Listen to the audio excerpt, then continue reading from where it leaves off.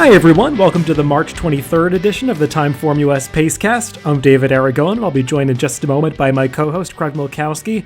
This week on the podcast, we're going to take a look back at last weekend's racing at the fairgrounds. The big race there was their final prep for the Kentucky Derby, the Louisiana Derby, going a mile and 3/16. There are 100 Derby qualifying points on the line to the winner of that race, which was Hot Rod Charlie. He's qualified for the race, as have probably a few other 3-year-olds coming out of that Louisiana path to the Kentucky Derby. We'll talk about that in a little bit. There are also some other stakes races of note on that fairgrounds card on Saturday, including the Final Oaks Prep, the Fairground Oaks, run by Travel Column, and some races for older horses, including the Mervyn Muniz, won by the Pegasus World Cup Turf winner, Colonel Liam. Other parts of the country, there were also some stakes action. Out in Santa Anita, there was the San Luis Rey, where the likable older gelding United made his return for the 2021 season. At Gulfstream, we saw the Hurricane Birdie, sprinters on the line, fillies and mares. And at Oaklawn Park, no real stakes action to talk about, but just a couple of speed figures of note in a claiming and allowance race. We'll get to that at the end of the show, but the focus really was on the fairgrounds this past week and that 3-year-old prep, the Louisiana Derby. And it did answer a lot of questions. We kind of got to see where some of those horses that have been based at fairgrounds all winter got to stack up with a horse coming in from a different circuit, that being Hot Rod Charlie coming out of California. And you have to say, Hot Rod Charlie's performance really flatters those California prep races. Yeah, and it's not a big surprise. I know you really liked him in this race, and you were spot on. What was surprising for me was how much early speed he showed, and he basically did everything right here. He was right up on the pace. It is a little tough to get pace figures for this race. I did the best I could with it, but it's a distance they've only run twice at the fairgrounds, last year's Derby and this year's Derby, and they changed the run-up. So I kind of had to rely on this distance that's run at other tracks, notably Pimlico, to try to come up with reasonable pace figures. And what it told me was the pace was solid. I didn't want to overdo it and say it was a fast pace, because they do have a longer run into the first turn. So it's a little tough to compare with mile and an eighth races, and why I like to have a bigger sample size. But that said, he did everything right here. I think he proved what we've kind of suspected all along, that the Southern California horses are the horses to beat. Unfortunately, we got some news about Life is Good this week, who looks like he's going to miss some time, and I would assume the Derby, though that hasn't been made official yet. And it puts the 117 speed figure that Hot Rod Charlie ran in a whole new light for me, because normally I would say, well, he's still got a long way to go to catch Life is Good, but without him there, he's right there with the others who we've talked about, namely Medina Spirit is a horse who has run 120, 118 range. Concert Tour last week, another of the Bob Baffert California horses who shipped out, ran a 116 in the Rebels. So he certainly thrust himself into the mix with this performance. Yeah, I would agree with that. With the defection of Life is Good, and I did see Bob Baffert in subsequent quotes basically made it clear that he is out of all of the Triple Crown races. He probably won't come back until the summer. So with Life is Good out of the picture, it really does open things up quite a bit for these 3-year-olds heading on to the Kentucky Derby. And like you said, this 117 TimeformUS speed figure that Hot Rod Charlie got for this Louisiana Derby is right up there with some of the other top numbers that horses have been running. Makes him some faster than some other horses that I think have garnered more attention than he has. And he answered the stamina question that I think a lot of people had about him, because he is that half brother to Mitole, the champion sprinter, but he doesn't really look anything like that horse. And he obviously takes more after his sire, Oxbow, who is more of a stamina influence. And I just liked everything about this performance from Hot Rod Charlie. The connections came out with a clear plan to set him to the front, something that he hadn't done in his prior starts. But Joel Rosario was decisive and aggressive coming out of the gate, and that allowed him to get into a nice, comfortable rhythm on the front end. And the others just couldn't really get to him at any point. I mean, he got a challenge from Midnight Bourbon in the stretch, but he turned that one away and just had a really nice balanced stride all the way through the lane to get to the wire, which I think is important for a horse that's looked a little gangly and awkward in the past. Just seems like he's kind of figuring things out and putting it all together ahead of the Derby, which is what you want to see. So he's definitely in the race, but I think we have to also talking about some of the also-rans in this race, because they do have the qualifying points to get in here, even though they lost. I mean, Midnight Bourbon, you'd have to imagine they continue on with him, and he's been pretty steady and consistent for Steve Asmussen throughout this prep season. He hasn't taken the big step forward that a horse like Hot Rod Charlie has, but he's been right there in all these races, and distance doesn't really seem to be an issue for him. So I'd imagine imagine they'd go on with him. And I mean, you talked about the pace of this race. It was solid, but it was a race where we didn't see too much running going on from the back of the pack. The only horse that made a big run from last place was Obesos, who I had liked in the Risen Star, and he didn't look like he wanted to go the distance that day, but apparently he just needed that race for fitness because he ran much better here with a strong stretch rally up the rail to get up for third here. We'll see if he has enough qualifying points to get in, but I think most people would focus on some of the horses that finished a little farther back, like Proxy and Mandaloon, as maybe being the disappointments in this race. They also have the points to move forward, but we'll see if their connections do it. Yeah, Mandaloon was so bad, it's almost hard to imagine that something didn't go wrong. I haven't read up on it yet to see if anything's been brought up with him. I mean, you could argue he had a wide trip the whole way around, but that's basically the same trip he had last time in the Risen Star when he was able to win so powerfully. So something didn't look right there. I was going to bring up Obesos, who I knew you liked in the Risen Star. He didn't do a lot of running that day, but he definitely continued his forward progression. He's a horse who's improved his TimeformUS speed figure every single time out, up to a 113 this time. And I don't think it's any coincidence that's happening as the races get longer. So mile and a quarter shouldn't be a problem for him if he can get in. He's still going to have to improve to compete with some of the other horses we've seen, but I did like his run in this spot. Yeah, and obviously there's a long way to go on this Kentucky Derby trail before we get to the first Saturday in May. There are, I believe, 5 or 6 more preps offering 100 points to the winner that still have to be run. But Hot Rod Charlie, I think there are things to like about him, and he's on my short list of horses that I'm looking for coming on to the first Saturday in May, and we'll see how that changes over the next few weeks. Yeah, and one thing to keep in mind is, the game is changing for sure. We're still 6 weeks out for the Derby, but I think these horses like Hot Rod Charlie coming out of this race, you're going to have to give them a little extra credit come the Derby time, because 6 weeks is a lot of time for a 3-year-old. So I'm not just going to bet him based on this 117. I think by that time, he could easily be considered to run 3 or 4 points faster. Yeah, that's a good point, and I don't think that the 6-week layoff is a negative like it might have been 20 years ago, because we see so many traders really going for that 5 to 6 week layoff coming into a big race, and the Derby is no different these days. So I'm not viewing it as a detriment that these horses are coming off a bit of a longer break coming into that Kentucky Derby. They also ran an Oaks prep on Saturday at the fairgrounds. That was the Grade 2 Fairgrounds Oaks, going a mile and 16th. A rematch of what we saw in the Rachel Alexandra, where Clairiere beat Travel Column. This time, Travel Column turned the tables on her main rival, and you would have to imagine Travel Column has kind of solidified herself at this point as the likely Kentucky Oaks favorite. We'll see what happens in some of these upcoming prep races, because like with the Louisiana Derby, the Fairgrounds Oaks gets run pretty early. With respect to those other final round preps that we'll see. But Travel Column, she's been solid. She's steadily moved forward from her 2-year-old to 3-year-old season, and she's got a running style that I think is always going to make her dangerous with that tactical speed. Doesn't need to be on the lead, but she can really be placed anywhere. Yeah, I thought this was a solid enough race. I still am very dubious on these being the favorites for the Oaks. I would be shocked if somebody doesn't step up in this final round of prep races that we're going to see, because despite how good she looks, she still only got a 107 TimeformUS speed figure. It was a little bit better than she ran last time, went second, and just nobody else showed up. It wasn't a big surprise. I mean, they looked to tower over the field coming in.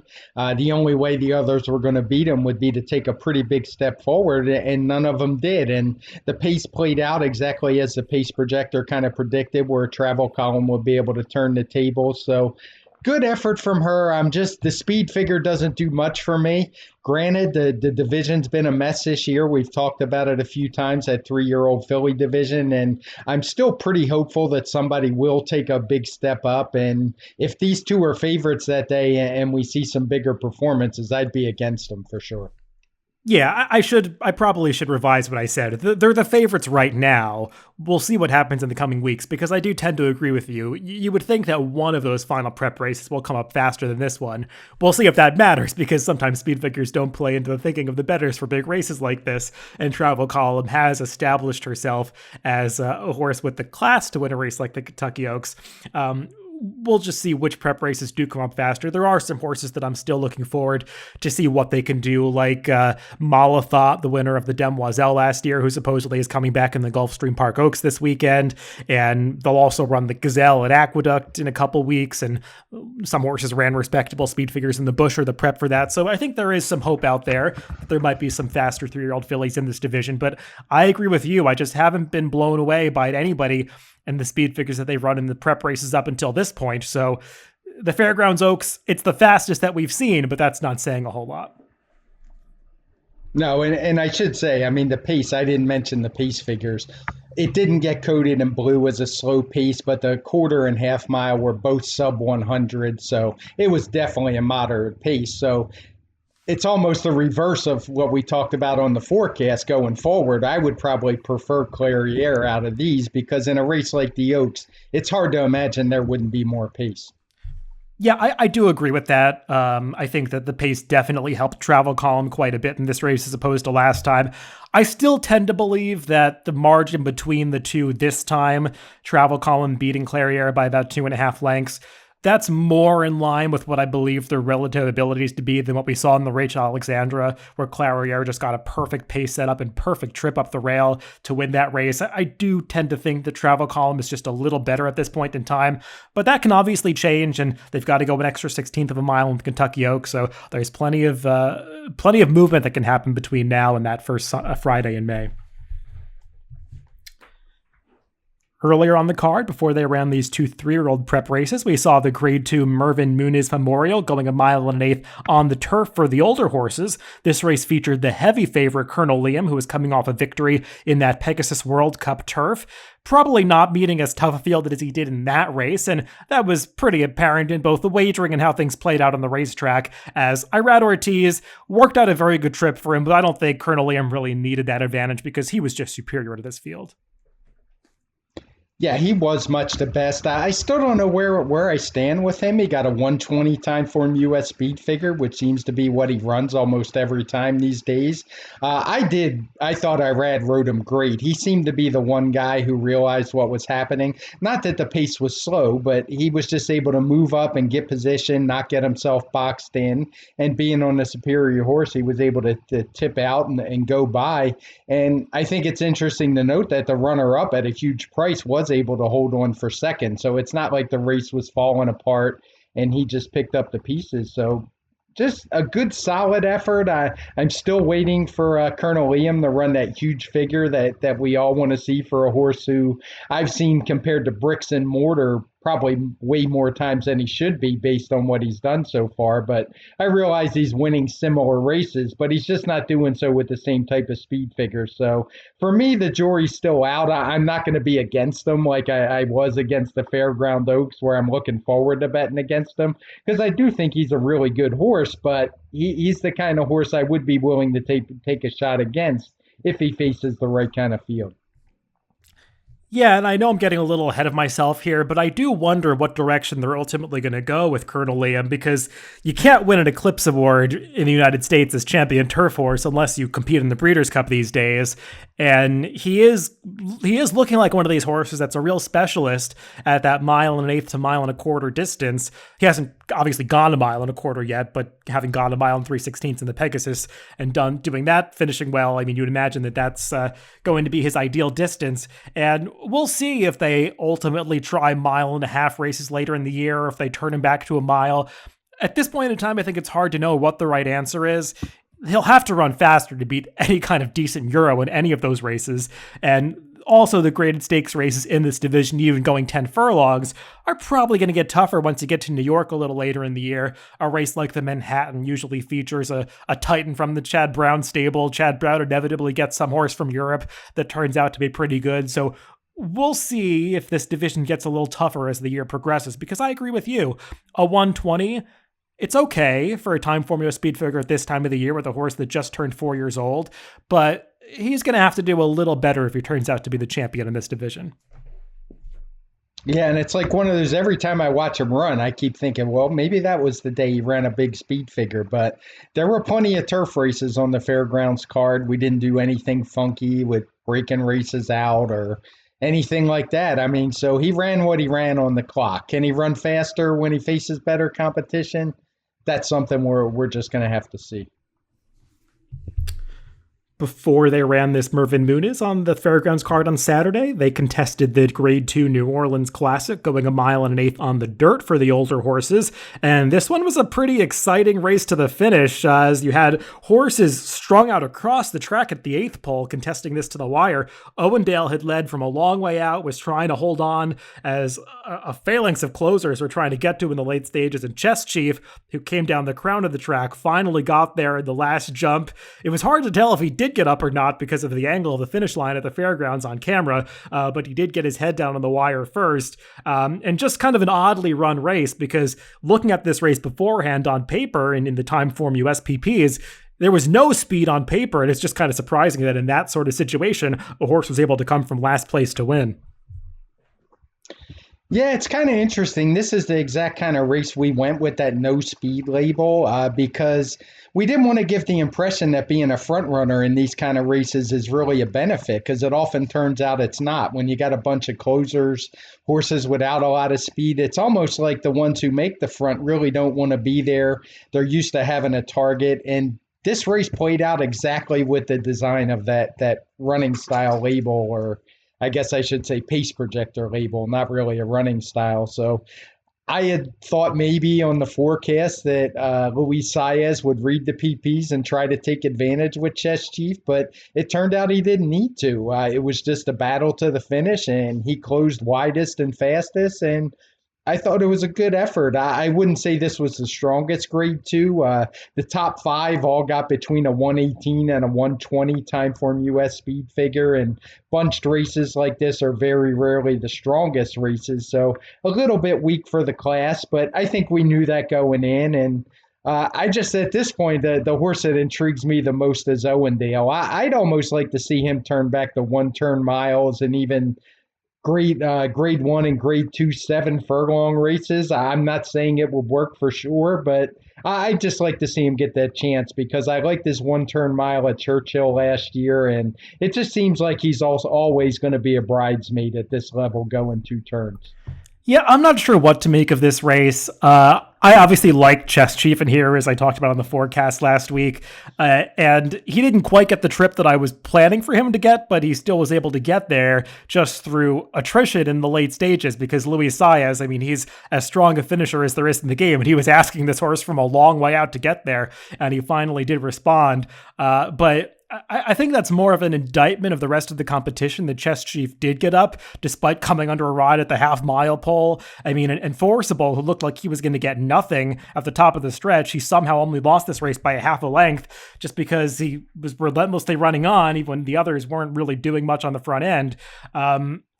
I just don't know. I feel like in a race where the top 6 were all separated by about 2 lengths, that's usually a sign of what was a very weak race. And I know you guys made the decision to break this race out from a speed figure standpoint and say that it had to be faster than what the final time would indicate, because based on time, this was a much slower race than Louisiana Derby.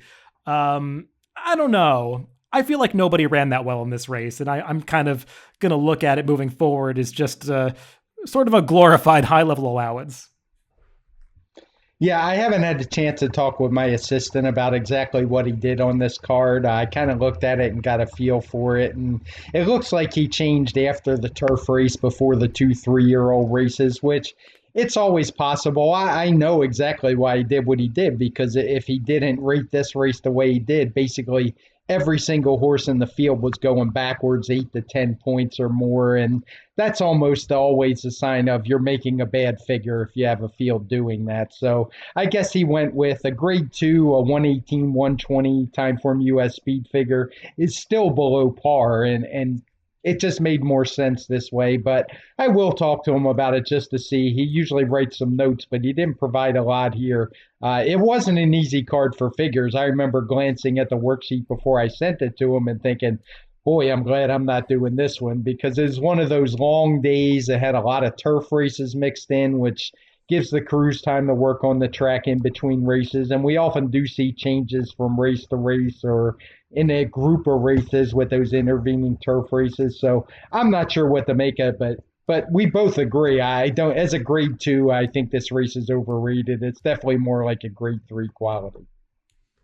Yeah, and to be clear, I'm not necessarily being critical of the speed figure. I'm just a little curious about it, and I think it's an interesting discussion to have as just a handicapping tool moving forward. Because the fairgrounds track, it looked a lot faster early in the day, and it seems like we kind of grouped the early races with those later 3-year-old races, and kind of just handled this New Orleans Classic separately from everything.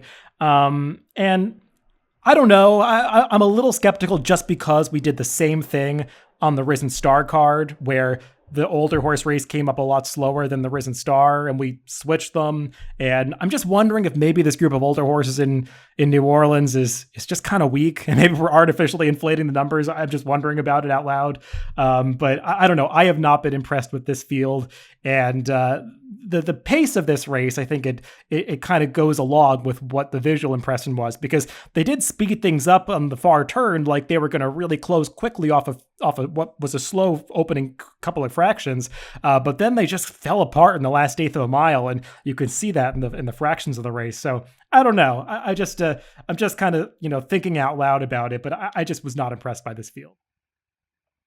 Yeah, it's definitely one we'll keep an eye on because it's anytime we break races out, as you said, like we did last time, it kind of is one you want to keep an eye on. But on that same card, it did play out really well with the 3-year-old. So I'm not sure what to make of it. Had we rated that 3-year-old race the same, all the horses would have been in the 120s, and I don't think that's how they looked at all on this Saturday. So it can definitely be tricky, as you mentioned. It's not always easy. Usually the way I like to go is to just play it straight, but I think there were some pretty good cases on both these cards not to do that. Particularly when the cards are so long. They're basically starting late morning and finishing when it's basically nighttime. So I don't think there's any doubt the track does change a bit. It's just a matter of how much it's going to affect the speed figures. Yeah, and Fairgrounds did not do you any favors by carding these races at all slightly different distances, so that certainly makes their job tougher. Moving on to the other turf race on this card, turf stakes, I should say, for the fillies and mares. That was the Tom Benson Memorial going a mile and a 16th. And this is one where I thought the ride really made the difference. I mean, we've been critical a little bit of Irad Ortiz for some completely different reasons on the show in the past couple of weeks. But I mean, you have to admit, there are a few riders in the country that can work out a trip like he did on Summer in Saratoga. From post position number 13, got her down to the rail for the clubhouse turn, rode the rail around both turns, angled out at the perfect time in the stretch and got her up. I don't think she has any great shakes from a quality standpoint, but she definitely got the right ride in this race. Yeah, it was a great ride. I guess it was bad karma. I had picked and also bet Dominga in this race, so maybe he was getting us back for talking a little bad about him. And don't get me wrong, we were never talking about his ability, just more his aggressiveness being over the top sometimes. But in this case, it was a perfect ride. I can't really argue with it. I do think Dominga was probably the best horse in here. She got that trip, which I absolutely hate, chasing kind of a runoff leader, a horse that opened up almost 5 lengths, and she was kind of stuck chasing her. And she actually looks like she was done with a furlong to go and dug back in just to get nailed by, as you said, perfect trip Summer in Saratoga. So no complaints. 114 TimeformUS speed figure for the winner, or 115 for the runner-up Dominga. I think it was a race we both thought was ripe for beating the favorite, whose name I'm already forgetting, who we've seen run multiple times at the fairgrounds, and she just didn't show up at all. So solid enough race, nothing to get too excited about. I should mention little props to myself on the forecast for predicting Irab would have some trouble with the stewards. He did get DQ'd early in the card. And we're going to talk about that race next. So good segue, Craig, as we move on to that maiden race. That was the second race of the day on Saturday. And it's worth noting, not just because of the DQ, but also because it was a pretty quick race for these 3-year-olds, as Mask Parade got elevated to the victory after Alejandro, who crossed the wire first, was disqualified from first to second for coming in at about the 16th pole and bumping the horse that finished second across the wire. Though for a mile and a 16th, these horses ran about the same final time as the fillies and the Fairgrounds Oaks, and they got a very similar speed figure. Yeah, 109 for the winner, a 108 for the DQ'd runner-up. The pace was pretty quick, particularly at the half mile. It really seemed to pick up as Mass Parade was dueling up on the front end, and he was game all the way to the wire. I didn't really have any problem with the DQ in here. And to be fair, I don't think Irad did a whole lot wrong. I think it was mostly the horse who was trying to get out. He went right-handed, and it looked to me like the horse maybe overreacted a little bit. He had tried a couple different things, and Alejandro just wouldn't run straight. So I'm not going to give Irad too much grief for this one, but I do think it was a legit DQ. But both of these horses showed some talent, as did the third place horse, Happy American, who got a 107, was beaten only a half length. So pretty strong maiden race early on that Saturday card. Yeah, and I'm sure this is one of those that made the speed figures a little bit difficult because it did come up surprisingly fast, but that's what you can see sometimes with 3-year-olds at this time of the year. They could all just step forward over the winter, and Mask Parade and Alejandro, they both have pedigrees that suggest that they should be getting better with age and with experience and added distance. Alejandro, of course, is that son of Curlin that's out of Rachel's Valentina, the daughter of Rachel Alexandra, so just a really nice Stone Street pedigree there. And Mask Parade, too, he's bred to be okay. There's some solid dirt route pedigree on the dam side. So both of these horses should be able to do well against winners eventually. Obviously, Alejandro has to get out of the maiden ranks first, but I think both of these horses have a bit of talent. Yeah, for sure. And one thing to know, you mentioned the speed figure. I'm sure this was a tough one for my assistant as well. But when you get a good, strong, contested pace like this, that is usually what leads to fast speed figures. Anybody that's done any running will know you run your best times when you push yourself early. So it wasn't too surprising to me that this race got a big figure. It was competitive all the way around the track, and that is generally what leads to fast times, is a race that's contested throughout as opposed to just early and it falls apart, or a race that is, slow early and they finish fast late. So not a big surprise on the figure. It is one I'll watch because, as I said, it is a tricky card, but these look like some pretty good 3-year-olds to me.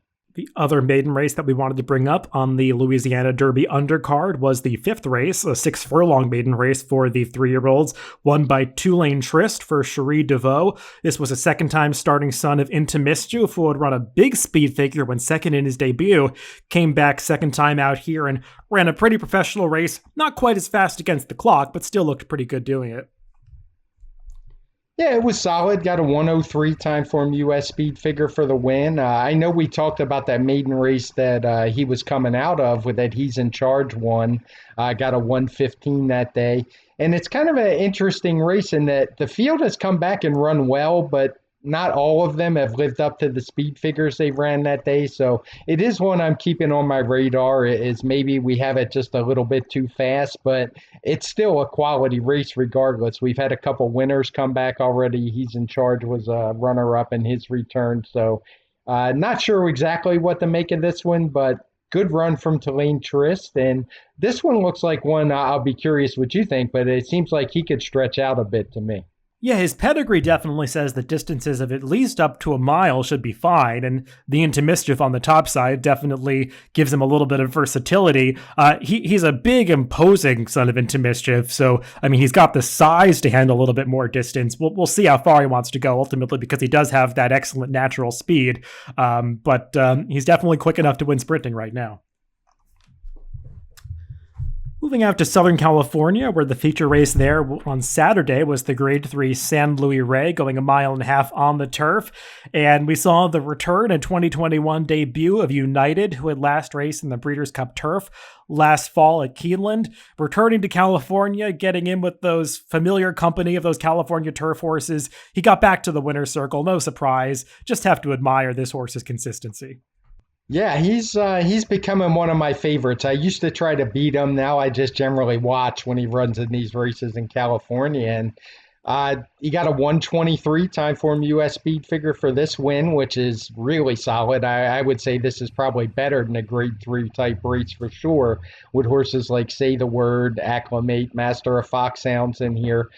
So just a really good effort. And there was nothing phony about this win. He was pressing a pace that was pretty fast for the distance and was able to still hold off the closers.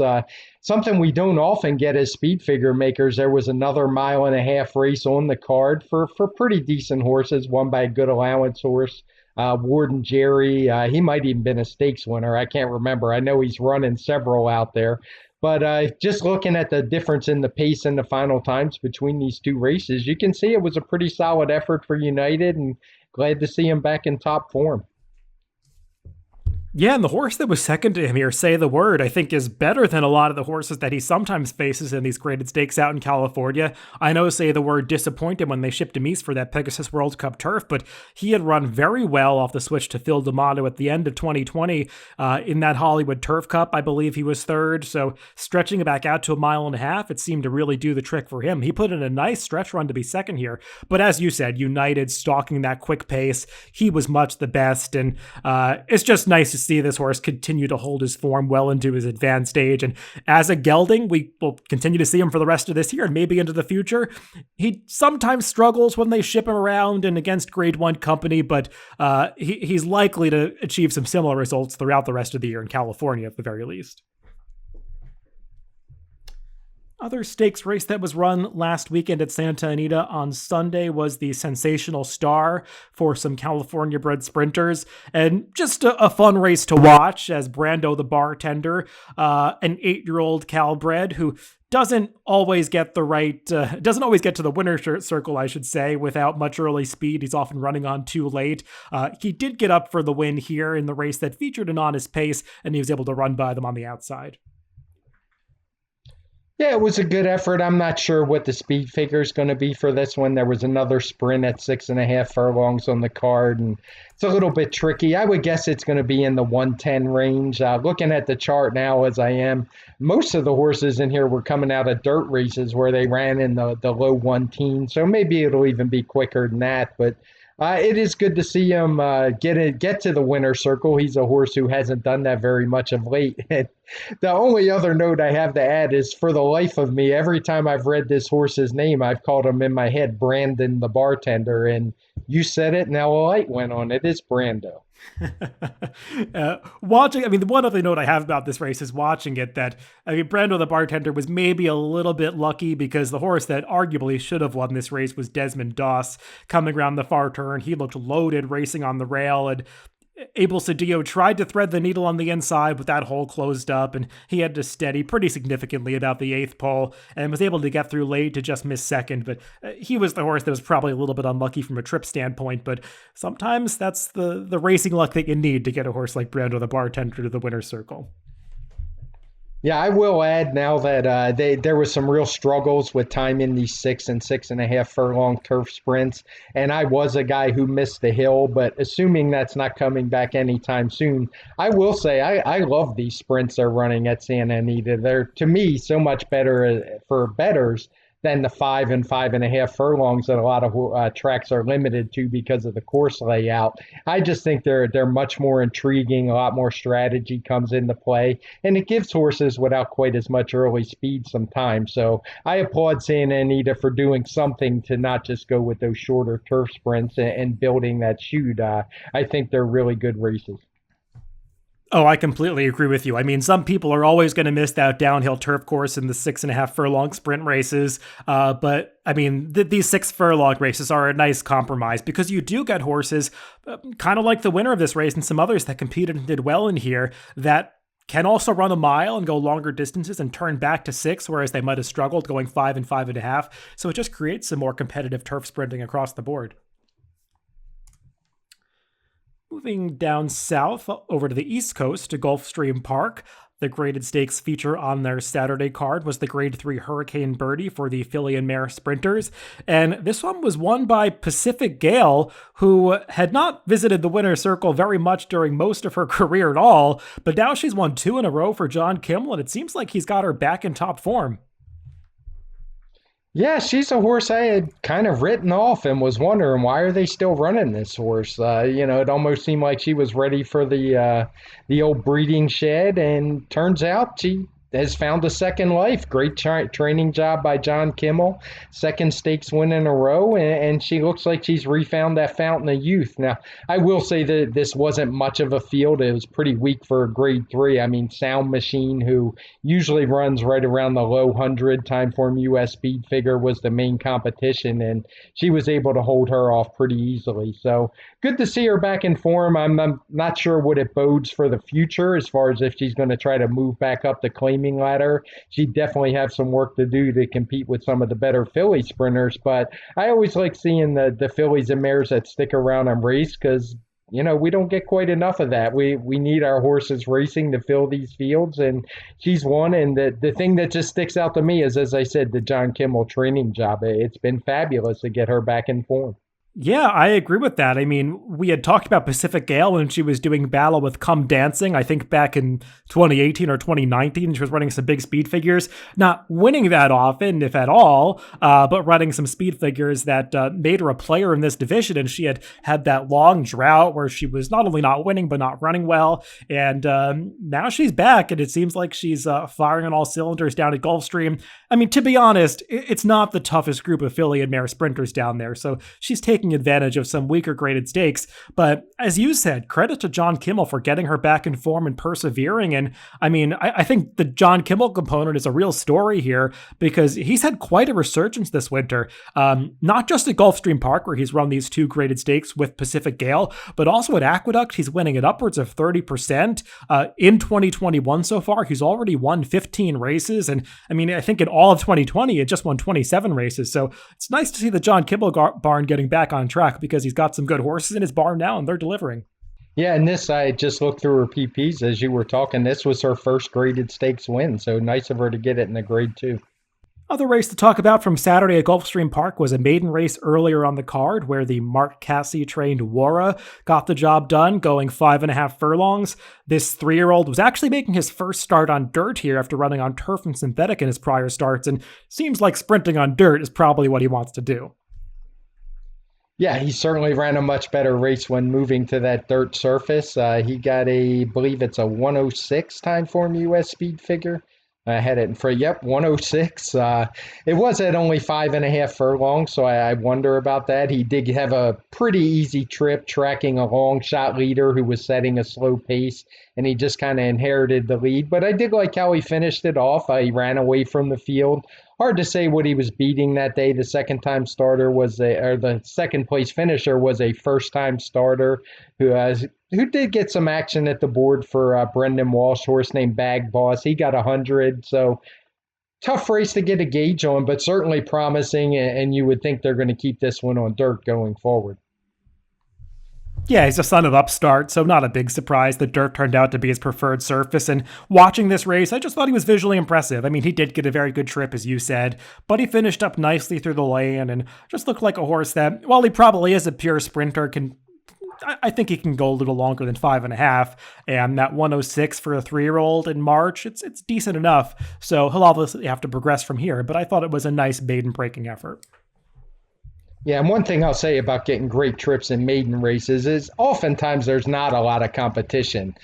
So when you have a horse that's a standout like this one was on this day, it's almost always going to look like they got a good trip because they're so much better than the others. So I'm a little hesitant to downgrade horses off a perfect trip. I use air quotes there, wins in maiden races, because oftentimes a lot of the horses don't belong and it's just going to look like they got it. But this horse definitely has some talent. Let's finish things up on this Pacecast by taking a trip over to Oaklawn Park, where they did run a stakes race last week and one that didn't come up particularly fast. So we're going to talk about 2 other races that they ran last week, starting off with a claiming race from Thursday, where Pioneer Spirit beat his stablemate, Chris and Dave, both of these trained by Robertina Diodoro, and it turned into basically a Diodoro match race as these 2 opened up from the field in the stretch, with Pioneer Spirit getting the win. Both of these were getting class relief and a $50,000 claimer, but they ran a nice speed figure in dominating this race. Yeah, 115 for Pioneer Spirit. He was actually claimed a while back for 150,000. You don't see too many of those these days. But he had won a couple stakes races off of that claim. He had struggled a little bit lately, but maybe the class relief is going to wake him up a little bit. He actually didn't run much faster than he had been when he was getting buried in a couple stakes last couple times by Hunka Burning Love in Silver State. But it just shows that drop in class can make quite a difference in the finish. Chris and Dave is just a really cool horse. I've seen him run here at Remington many times when he was in the Danny Caldwell was the owner in the Villafranco barn. 8-year-old gelding who just shows up and almost always runs his race. So good to see him running well still. Yeah, these are two 8-year-olds who apparently still have some run in them because they earned a 115 Timeform US speed figure here, or at least Pioneer Spirit did, winning in gate-to-wire fashion with Chris and Dave chasing around the track.